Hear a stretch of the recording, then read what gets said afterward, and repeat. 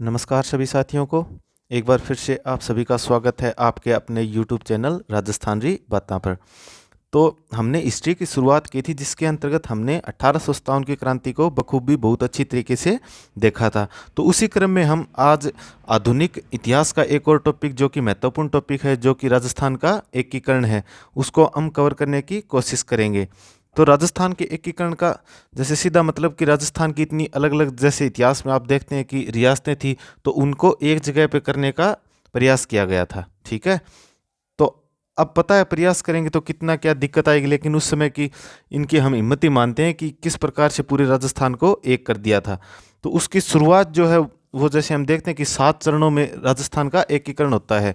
तो उसके तहत क्या हुआ कि भारतीय स्वतंत्रता अधिनियम 1947 था, उसकी धारा 8 थी, उसके अनुसार सभी रियासतों को 3 ऑप्शन दिए गए थे। 3 ऑप्शन क्या दिए गए थे कि जैसे कोई भी रियासत है वो या तो जैसे भारत में विलय हो सकती है, ये ओवरऑल हमें पूरे भारत की बात कर रहे हैं, भारत में विलय हो सकती है, या कोई भी है वह पाकिस्तान में विलय हो सकती है, या वह अपना स्वतंत्र दिखा सकती है, या अपना जो अगर स्वतंत्र उसके पास इतनी ताकत है या उसके पास जनसंख्या है, उसकी वार्षिक आय है, तो वो अलग से अपनी रियासत बना सकती है।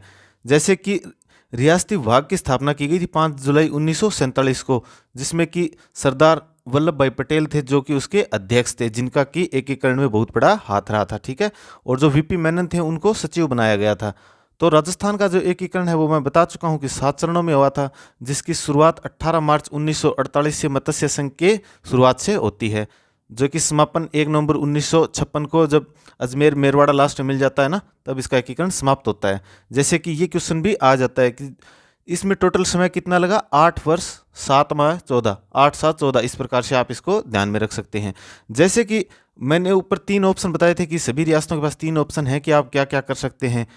तो उसमें जैसे उसके लिए 2 मापदंड उनको परिपूर्ण करने अनिवार्य थे। जैसे कि अगर किसी रियासत की जनसंख्या 10 लाख से अधिक है और उसकी वार्षिक आय 1 करोड़ से अधिक है, तो वह अपना स्वतंत्र राज्य या रियासत रख सकती है। ठीक है, तो उस समय की बात करें तो राजस्थान में हमारे ऐसी 4 रियासतें थी, जैसे कि बड़ी बड़ी थी, जयपुर कह दें या आमेर, जोधपुर यानी मारवाड़, और उदयपुर मेवाड़, और बीकानेर। तो ये 4 रियासतें ऐसी थी जो ये 2 शर्तें फुलफिल कर रही थी। ठीक है, तो एकीकरण की हम बात करें तो उस समय जैसे 19 रियासतें थी राजस्थान में, और 3 ठिकाने थे तथा एक केंद्र शासित प्रदेश था।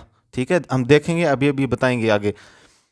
अब देखिए जैसे छोटा क्वेश्चन और सीधा सीधा आ जाता है एकीकरण के दौरान, कि एकीकरण की बात करें तो जो सबसे प्राचीन रियासत कौन थी, तो ये मेवाड़ है। ये हम सबको भी पता है कि मेवाड़ का 1700 साल के लगभग का इतिहास है, तो सबसे पुरानी रियासत या प्राचीन कहें तो मेवाड़ ही है।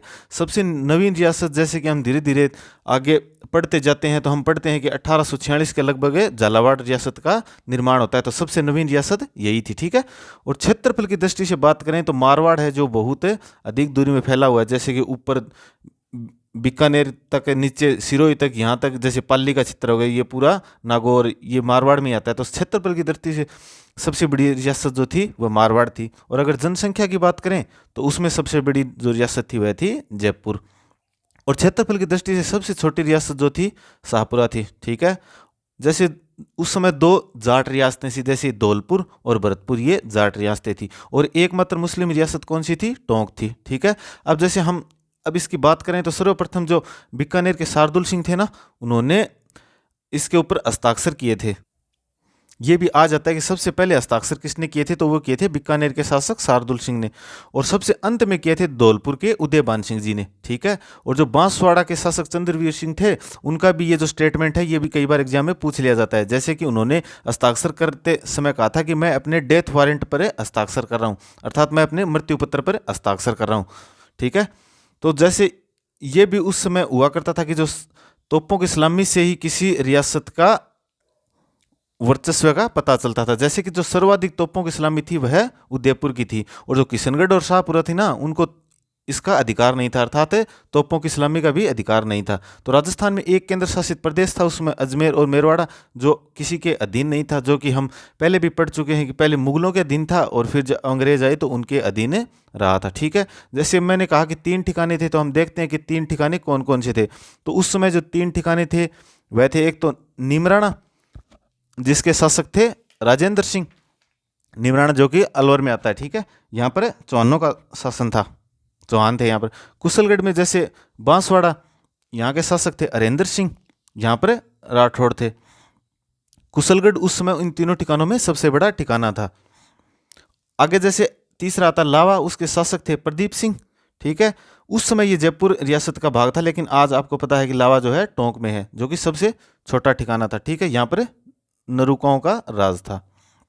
आगे जैसे अब हम शुरुआत करते हैं की, तो जैसे मैंने पहले बताया था कि प्रथम चरण से इसकी शुरुआत मानी जाती है, अर्थात 18 मार्च 1948 से जो प्रथम चरण है उसमें अलवर, भरतपुर, करौली, धौलपुर को मिलाया गया था, जो कि आप अक्सर ट्रिकों से याद करते हैं तो ABCD ध्यान में रखते हैं, ठीक है। तो जैसे कि सबसे पहले इन्हीं को क्यों रखा गया, तो जो अलवर भरतपुर थी ना, यहाँ पर तो क्या हुआ कि जो सांप्रदायिक दंगे हो गए थे उस समय, और जो अलवर के राजा तेज सिंह थे और एक जो इनके दीवान थे NV खरे, इनका उस समय क्या हुआ कि महात्मा गांधी की मृत्यु में नाम भी आया था, तो इनको नजरबंद रखा गया था। तो यहाँ पर सांप्रदायिक दंगे हो चुके थे, तो इनके ऊपर अधिकार रखना सबसे पहले जरूरी हुआ था। तो यहाँ पर अलवर भरतपुर को वैसे भी हो गया, और इनके साथ में धौलपुर, करौली को भी मर्ज कर दिया गया था, ठीक है। तो 4 रियासतें हो गई उसमें, और निमराना जो कि अलवर का भाग था या ठिकाना कहें तो 4 रियासतें हो गई, और एक ठिकाना हो गया जिसका नाम दिया गया था मत्स्य संघ, क्योंकि ये महाभारत काल से ही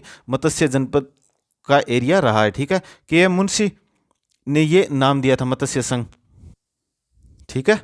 जैसे कि इसमें क्या हुआ कि अलवर को राजधानी बना दिया गया, और जो उदयबान सिंह थे उनको राज प्रमुख बना दिया गया था। उदयबान जो कि धौलपुर के शासक थे उनको राज प्रमुख बना दिया गया, और जैसे प्रधानमंत्री थे वो बना दिया गया शोभाराम कुमावत को, ठीक है। और उप प्रधानमंत्री बनाया गया जुगल किशोर चतुर्वेदी को और गोपीलाल यादव को, क्योंकि सभी को कुछ न कुछ देकर खुश करना था। अगर उस समय की बात करें तो जैसे ये क्वेश्चन भी बन जाता है कि उस समय की वार्षिक आय जो थी वह थी 184 लाख, ठीक है, या 1 करोड़ 84 लाख। और जैसे उद्घाटन कहाँ हुआ, तो अब भरतपुर को भी खुश करना है, तो जो लोहागढ़ था भरतपुर का उसमें इसका उद्घाटन कर दिया गया था। उद्घाटन किया गया उस समय जो केंद्र सरकार के बड़े मंत्री थे, कौन थे, VN गाडगिल, विष्णु नरहरि गोडगिल, ठीक है, उनके द्वारा इनका उद्घाटन किया गया। फिर उसके बाद में 7 दिन बाद में आता है द्वितीय चरण, 18 मार्च के 7 दिन बाद में, अर्थात 25 मार्च 1948 को, जिसको नाम दिया गया पूर्व राजस्थान संघ, अर्थात राजस्थान से पहले का संघ, ठीक है। तो इसको नाम दिया गया था पूर्व राजस्थान संघ, जिसके अंतर्गत 9 रियासतों और एक ठिकाने का मर्ज किया गया था। अब 9 रियासतें, जैसे हम अलवर भरतपुर से नीचे की तरफ चलते हैं, जैसे आड़ौती क्षेत्र हो गया, तो आड़ौती क्षेत्र में उस समय जैसे 3 रियासतें थी, कोटा हो गई, बूंदी हो गई, झालावाड़ हो गई। उससे नीचे फिर वागड़ की तरफ चलते हैं, जैसे डूंगरपुर हो गई, प्रतापगढ़ हो गई, बांसवाड़ा हो गई, और उसके बाद में जो 3 शाहपुरा थी और टोंक और किशनगढ़, ठीक है। और एक जो कुशलगढ़ ठिकाना था जो कि बांसवाड़ा के अंतर्गत आता है। तो जैसे इनके ये भी आपको ध्यान में रखना है कि ये सीधा क्वेश्चन ऐसे आ जाता है कि जो एकीकरण के समय वहाँ का शासक कौन था, कोटा का कौन था, झालावाड़ का कौन था, तो ऐसे क्वेश्चन आ जाता है। जैसे कि कोटा के थे भीम सिंह, बूंदी से बहादुर सिंह, और किशनगढ़ से 2 थे सुमेर सिंह, झालावाड़ से थे हरिश्चंद्र, बांसवाड़ा से थे चंद्रवीर सिंह, जिन्होंने कहा था कि मैं, ऐसा लग रहा है कि जैसे मेरे डेथ वारंट पर हस्ताक्षर कर रहा हूँ। डूंगरपुर से थे लक्ष्मण सिंह, और प्रतापगढ़ के थे प्रताप सिंह, और शाहपुरा से थे सुदर्शन देव, टोंक से थे मोहम्मद अली, ठीक है। और जो राज प्रमुख थे यहाँ वो बनाए गए, किनको बनाया गया, अब क्योंकि कोटा को मर्ज करना है, तो कोटा उस समय उनकी तुलना में थोड़ी बड़ी रियासत थी या ताकतवर रियासत थी, तो उसमें राज प्रमुख बनाया गया भीम सिंह को, और जो उपराज प्रमुख है वह बनाया गया बूंदी के बहादुर सिंह को, क्योंकि इन दोनों को मेनली मर्ज करना था। और जो प्रधानमंत्री है वह बनाया गया गोकुलाल असाव को, क्योंकि शाहपुरा को भी ऐड करना है। उद्घाटन जो है, अब कोटा को मेनली मर्ज कर रहे हैं, तो कोटा दुर्ग में उसका उद्घाटन कर दिया गया था। तो उद्घाटन करता उसमें जैसे VN गाडगिल उपस्थित थे मेनली, तो यहाँ पर 7 दिन के बाद में इसका भी उद्घाटन उन्होंने कर दिया था, और इसके लिए राजधानी बनाया गया था कोटा। जैसे आपको मेन ये ध्यान में रखना है कि जिसको भी हम आगे की स्थिति में मैन ऐड कर रहे हैं ना, तो उन्हीं से हम राज प्रमुख लेते हैं और उसी को राजधानी बनाते हैं, ठीक है, ठीक है। तो इसके बाद में 1 महीने के बाद में आगे चलते हैं, जैसे तृतीय चरण आता है 18 मार्च से 1 महीने के बाद, अर्थात 18 अप्रैल 1948 को तीसरा चरण आता है इसका, जो आता है संयुक्त राजस्थान संघ। ये जो मैं नाम बताते चल रहा हूँ ना, ये नाम भी आपको ध्यान में रखना है। जैसे कि तृतीय चरण ऐसे करके नहीं आएगा, सीधा क्वेश्चन ये भी आ जाएगा कि तृतीय चरण का उद्घाटन कब किया गया या तृतीय चरण का नाम क्या था। ठीक है, तो संयुक्त राजस्थान संघ उसका नाम था। इसमें क्या हुआ कि बड़ी रियासत उदयपुर का विलय किया गया था। जैसे कि हम देखते हैं कि इतिहास की बात करते हैं तो ओवरऑल जो मेवाड़ का वर्चस्व अधिक माना जाता था, तो कि उदयपुर का जब विलय हो जाएगा तो उनको ऐसा लगता था कि हम आसानी से और रियासतों का विलय कर पाएंगे। तो उदयपुर का जो विलय सीधा ये भी पूछ लिया जाता है तो कौन से चरण में हुआ था, तृतीय चरण में। तो अब उदयपुर को मिला रहे हैं तो राजधानी उदयपुर को बनाना पड़ेगा। इस बार क्योंकि रियासत बड़ी है तो उद्घाटनकर्ता जवाहरलाल नेहरू ने कहा कि हम कर देंगे। राज प्रमुख उदयपुर के भूपाल सिंह को बनाया गया। उपराज प्रमुख अब जो कोटा के भीम सिंह थे उन्हीं को रख लिया गया। और प्रधानमंत्री जो है माणिक्यलाल वर्मा उदयपुर को बनाया गया और उप प्रधानमंत्री उन्हीं को रख लिया गया था, अर्थात गोकुललाल असावा को। उद्घाटन जो है इस बार सिटी पैलेस उदयपुर में किया गया।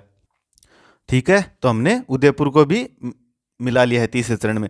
अब हम बढ़ते हैं चौथे चरण की तरफ। तो चौथे चरण, जैसे इससे पहले मैं बता दूं कि जो उदयपुर है ना, तो ये 23 मार्च को ही तैयार हो गया था मिलने के लिए, लेकिन वो 25 मार्च में जो पूरा कार्यक्रम सेट कर लिया गया था, तो इसलिए इनको तृतीय चरण में शामिल किया गया था। तो इसके बाद में जैसे मैं बताता हूँ चौथा चरण, तो चौथा चरण जो है 30 मार्च 1949 को हुआ था। ठीक है, तो जिसका नाम रखा गया था वृहत राजस्थान संघ, क्योंकि इसमें और भी बड़ी रियासतें मर्ज हो रही हैं। बड़ी कौन सी, जैसे जयपुर आ रही है, जोधपुर, बीकानेर, जैसलमेर। चार चार से आप ध्यान में रख सकते हैं, चतुर्थ चरण में 4 रियासत। ठीक है, और एक ठिकाना कौन सा, लावा ठिकाने को शामिल किया गया था। तो ये ठिकाने भी आपको ध्यान में रखने हैं। 3 ठिकाने हैं, वह कौन से चरण में शामिल किया गया था उनको आपको ध्यान में रखना है। ठीक है, तो 4 रियासतें हो गई। अब जयपुर की तरफ हम बढ़ रहे हैं, अर्थात जयपुर को शामिल कर रहे हैं। तो राजधानी किसको बनाएंगे, जयपुर को बनाएंगे। जो उद्घाटन है वो इस बार सिटी पैलेस जयपुर में किया गया। उद्घाटनकर्ता जो एकीकरण के महानायक माने जाते हैं सरदार वल्लभ भाई पटेल, उनके द्वारा किया गया जयपुर का मर्ज करते समय। और जो महाराज प्रमुख थे वो उन्हीं को भूपाल सिंह को कर दिया गया। तो मान सिंह जी सेकंड को बना दिया गया राज प्रमुख। ठीक है, जयपुर के उपराज प्रमुख जो है वो भीम सिंह कोटा से बना दिए गए, और अनुवंत सिंह को भी उपराज प्रमुख बना दिया गया जो कि जोधपुर से थे। ठीक है, और जो जयपुर से थे हीरालाल शास्त्री, उनको प्रधानमंत्री बना दिया गया था। तो इसमें हमने 4 रियासतों का मर्ज किया है। इसको मेनली पूछा जाता है क्योंकि इसमें मेन रियासतें थी, जैसे जयपुर, जोधपुर, बीकानेर, जैसलमेर, ये चौथे चरण में थी। अब जैसे हम 5वें चरण की तरफ बढ़ते हैं तो 5 में से 5 आपको ध्यान में रखना है। 5वां चरण 15 मई 1949, जिसको कि संयुक्त वृहत राजस्थान संघ बोलते हैं, जैसे नाम बड़ा हो गया।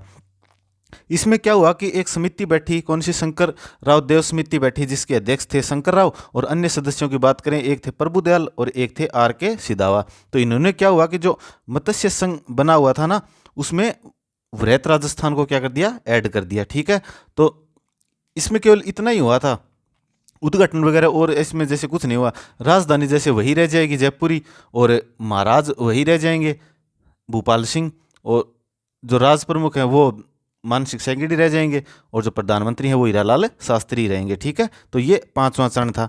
अब जैसे छठे चरण की बात करूं तो ये आता है फिर अगले साल अर्थात 26 जनवरी 1950 को। ठीक है, यहाँ नाम निकल के आता है राजस्थान संघ। अभी धीरे धीरे हम राजस्थान नाम की तरफ मेनली बढ़ रहे हैं। तो इसमें क्या हुआ कि सिरोही का विलय किया गया, लेकिन आबू और जो देलवाड़ा क्षेत्र थे ना उनको छोड़कर, क्योंकि जो सिरोही थे ना उसका विलय मुंबई की तरफ करने की पूरी कोशिश की जा रही थी। अब जैसे यहां पर क्या हुआ, राजधानी जयपुर को ही रखा गया, सिरोही का विलय किया था। महाराज प्रमुख वही थे भूपाल सिंह, और जो राज प्रमुख थे वह थे मानसिक सैकिड़। ठीक है, और मुख्यमंत्री जो हीरालाल शास्त्री थे उनको यहाँ पर मनोनीत कर दिया गया। तो हीरालाल शास्त्री जैसे कि प्रथम मुख्यमंत्री और प्रथम मनोनीत मुख्यमंत्री दोनों हीरालाल शास्त्री जी थे। ठीक है, अब जैसे क्या हुआ कि अजमेर मेरवाड़ा को शामिल करते इसमें थोड़ा समय लग गया था। अब देखना 5-6 साल हो गई। अब चलते हैं 1 नवंबर 1956 को, जिसका नाम रखा गया था वर्तमान राजस्थान या आज का राजस्थान। इसमें उसी की तरह सत्यनारायण राव समिति की तरह समिति रखी गई, फैजल अली समिति, जिसमें क्या हुआ कि जो आबू दिलवाड़ा को हमने छोड़ दिया था ना, क्योंकि सिरोही को तो मर्ज कर लिया था, उसको अजमेर मेरवाड़ा को उसमें मर्ज कर दिया था। और जैसे कि एमपी का जो सुनील टप्पा स्थान था उसको राजस्थान में मिलाया गया था, या राजस्थान का जो सिरोही क्षेत्र था उसको मध्य प्रदेश में मिला दिया गया था। ठीक है, तो ये हमने राजस्थान का जो एकीकरण है उसके मेन 7 चरणों की बात की है, जिसके अंतर्गत आपको ध्यान रखना है कि कौन सी रियासतों का कौन सा किस प्रकार से विलय किया गया। इसको आपको सीधे एक माइंड में मैप रखना है कि सर्वप्रथम हमने पूर्व से स्टार्ट किया था, पूर्व के बाद में पूर्व दक्षिण की तरफ आ जाते हैं, फिर उदयपुर की तरफ आते हैं, फिर वापस ऊपर की तरफ जयपुर की तरफ जाते हैं। ठीक है, तो इस प्रकार से आपको ध्यान में रखना है। सिरोही और अजमेर मेवाड़ को लास्ट में शामिल किया गया था। जैसे इसमें कुछ अन्य बातें भी सीधा सीधा क्वेश्चन के रूप में निकल कर आती हैं, अब उनकी बात करते हैं हम। जैसे कि राजस्थान के एकीकरण का श्रेय मैंने बता दिया किसको दिया जाता है, सरदार वल्लभ भाई पटेल को दिया जाता है। राजस्थान उस समय क्या था कि 20 श्रेणी में शामिल था। ये मैंने बता ही दिया कि अलवर के जो शासक तेज सिंह थे और जो दीवान एन.वी. खरे थे उनको महात्मा गांधी हत्या के तहत नजरबंद कर दिया गया था, इसलिए वहां पर सांप्रदायिक दंगे थे, इसलिए उनका मर्ज सबसे पहले करना अनिवार्य था। शाहपरा जो रियासत थी उसमें सर्वप्रथम पूर्ण उत्तरदायित्व शासन की स्थापना की गई थी। ठीक है, तो ये क्वेश्चन भी आपको ध्यान में रखना है शाहपुरा रियासत के बारे में। और जो जुगल किशोर चतुर्वेदी थे उनको कहा जाता है दूसरा जवाहरलाल नेहरू। राजस्थान का शब्द का सर्वप्रथम प्रयोग कहाँ हुआ, हमने देखा दूसरे चरण में वहीं पर हो गया था। तो ये भी क्वेश्चन सीधा आ जाता है कि राजस्थान शब्द का सर्वप्रथम प्रयोग कहाँ हुआ, तो वो आपको ध्यान में रखना है दूसरे चरण में। ठीक है, तो राजस्थान के एकीकरण का सर्वप्रथम प्रयास किया गया था भूपाल सिंह के द्वारा। भूपाल सिंह मेवाड़, इन्होंने 1946 में राजस्थान यूनियन की स्थापना कर दी थी। भूपाल सिंह आपको बताऊं क्या चाहते थे, वो चाहते थे कि इधर से गुजरात और इधर से मालवा मिलाकर ये एक बड़ा क्षेत्र राजस्थान यूनियन बन सकता है। ठीक है, तो ये इनको मर्ज करना चाहते थे। और जैसे राजस्थान दिवस जो मनाया जाता है वो मनाया जाता है 30 मार्च को, ये आपको सीधा सीधा ध्यान में रखना है। या जैसे कि हमारे हिंदी कैलेंडर के अनुसार भी आ जाता है, तो ये मनाया जाता है चैत्र शुक्ल एकम को।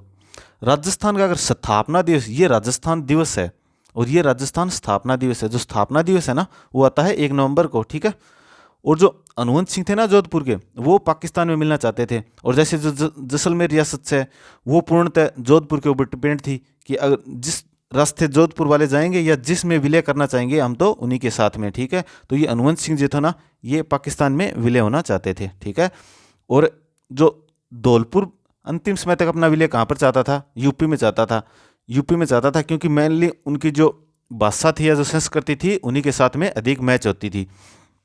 राजस्थान नाम जैसे हम ऊपर एकीकरण में अभी अभी देखा है 26 जनवरी 1950 को विधिवत रूप से राजस्थान नाम आ गया था। और हीरालाल शास्त्री के बारे में पहले ही बता दिया कि राज्य के प्रथम मुख्यमंत्री और प्रथम मनोनीत मुख्यमंत्री हैं। ठीक है, राज्यपाल पद 1956 में पूरा कर दिया था और राज प्रमुख के स्थान पर राज्यपाल पद सर्जित किया गया था। जैसे इसी से क्रम में आगे बात करूं तो इसी से संबंधित एक आती है पीयूष सत्यनारायण राव समिति। इसमें क्या हुआ कि अलग अलग विभाग बांट दिए गए थे। जैसे कि जो राजधानी है वो जयपुर को कर दिया गया था, जो न्याय विभाग है वो जोधपुर को दे दिया गया था, और जो शिक्षा विभाग है वह बीकानेर को दे दिया गया था। या वन विभाग की बात करूं तो वह कोटा को दिया गया था, क्योंकि आपको पता है कि एकीकरण करना बहुत बड़ा काम था, इसलिए कुछ न कुछ अलग अलग जगह देना जरूरी था। खनिज विभाग था वह उदयपुर को दे दिया गया था, और जो कृषि विभाग है वह भरतपुर को दे दिया गया था, और जो राजस्व विभाग है ना वह अजमेर को दिया गया था। जैसे इसमें एक क्वेश्चन और बन जाता है, जैसे हमने देखा था कि महाराज प्रमुख जो था वो भूपाल सिंह को बनाया गया था मेवाड़ वालों के, और एक जो राज प्रमुख था वो जयपुर के मानसिक सैकिड को बनाया गया था। तो उसके बाद में वे पद खत्म ही कर दिए थे, तो या हम कह सकते हैं कि वे आजीवन इस पद पर बने रहे थे। जैसे कि महाराज प्रमुख पद पर भूपाल सिंह और जो राज प्रमुख पद पर मानसिंह सैकिड बने रहे थे। और इसमें जैसे प्रीवी पर्स भी दिया गया था। प्रीवी पर्स अर्थात है उनको मर्ज करने के लिए रियासतों के शासकों को रुपए भी दिए गए थे। जैसे कि मेवाड़ जो रियासत थी ना भूपाल सिंह को 20 लाख रुपए देने किए थे, कि 10 लाख तो उनको एक साथ ही दे दिए थे, और जो 5 लाख है जैसे कि धार्मिक कुछ कार्यों में कर देंगे या और यहाँ पर अन्य कार्य कर दिए जाएंगे, इस प्रकार से 20 लाख की टोटल बात हुई थी। ठीक है, और जयपुर की बात करें तो जयपुर के लिए 18 लाख था। ये कुछ और आंकड़े मैं आपको बता रहा हूँ। ठीक है, जोधपुर की बात करूँ तो इतने ही जोधपुर के लिए थे 17.5 लाख, और बीकानेर के लिए 17 लाख। ठीक है, तो ये क्वेश्चन ज़्यादा डीप जाए तो बन जाता है। तो ये हमारी राजस्थान के एकीकरण की क्लास थी। हम इसको जैसे अगर पूरा पढ़ाएं तो अलग अलग भी पूरा पढ़ा सकते हैं, कि इसके जैसे पूरा पढ़ाएंगे तो 4 या 5 क्लास लगेंगी। लेकिन इसका क्या है कि आपके जो एग्जाम समय के लिए क्विक रिविजन होता है ना, रिवीजन होता है, उसके लिए आपके लिए ये तैयार किया गया है, जिससे कि आपको एग्जाम टाइम में ज़्यादा दिक्कत ना, क्योंकि पढ़ा हुआ जब आप वापस देखते हो ना रिवीजन के टाइम में तो आपको वो फटाफट वापस से याद हो जाता है। ठीक है। जैसे कि सीधे सीधे आपने शासक देख लिए, कौन से में कौन सा मर्ज किया, 7 आपके सीधे जो चरण है वो दिमाग में निकल के आएंगे। तो ये हमने एकीकरण को एक क्लास में समेटा है। तो आज की क्लास हमारी इतनी ही, आगे भी इसी प्रकार को आपकी और क्लासें मिलती रहेंगी। तो आज के लिए आप सभी का धन्यवाद। जय हिंद, जय भारत, जय राजस्थान।